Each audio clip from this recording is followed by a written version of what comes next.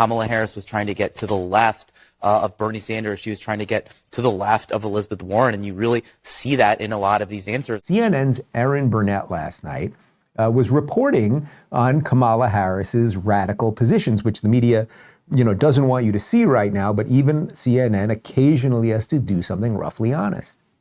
So in 2019, in what K-File found, she said she would cut funding to ICE, writing, quote, "Our immigrant detention system is out of control, and I believe we must end the unfair incarceration of thousands of individuals, families, and children. I was one of the first senators after President Trump was elected to advocate for a decrease in funding to ICE." Well, now, of course, she's touting the Biden administration's executive order to crack down on the border. K-File's Andrew Kaczynski joins me now. Andrew, that's pretty incredible on its own when you're talking about what you found here on ICE. What else did you find? Yeah, and this was a questionnaire that she filled out for the ACLU, and this questionnaire is really an interesting snapshot in time of that 2019 Democratic primary.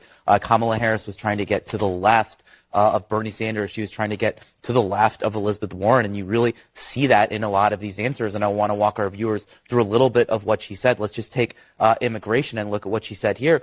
She said on immigration, she made this open-ended pledge to end immigrant detention. She said she supported taxpayer-funded gender transition surgeries for detained migrants. She also said she supported taxpayer-funded gender transition surgeries for detained migrants. She actually said she supported that. She both wrote and answered in the affirmative when she was asked this. Oh. And she said she also supported it for federal prisoners. Now, she also pledged to slash immigration detention by 50%, close all family and private facilities, and decrease funding for ICE, and then the end ICE detainers with local law enforcement. I mean, these are things that, it would be hard to think that you would come up with taxpayer funding gender transitions for detained migrants. And yet this, as you say, written and verbally. All right. I guess it kills me to some extent, but I'll give credit where credit is due. Like, they did a little bit of something you might roughly call journalism there. They always bring in, I don't know why, it's all these asexual soy boys that they bring in. Can we throw that image up again, though, of the bullet points there? Because let's just go through these real quick.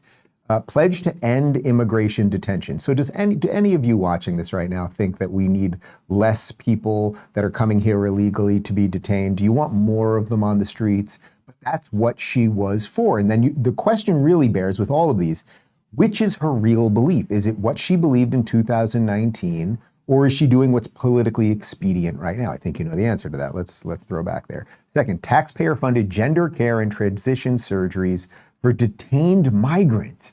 So a man comes across illegally, gets here, and is like, I want to be a woman, and we're going to pay them for that. Like, it's so absolutely bananas. Like, that's not even, like, if we were to just take, like, if you took, like, what sort of, like, mainstream acceptable thought, and then you can kind of, like, edge your way out either way and be like, all right, well, we could deal with some of this stuff on the left that's a little nutty and some of this stuff on the right that's a little nutty. Like, paying for trans surgeries for people who got here illegally is like, I'm off the screen, right? Like, we're just I'm literally, the bathroom's over there. That's where we're at right there. Okay, let's go next.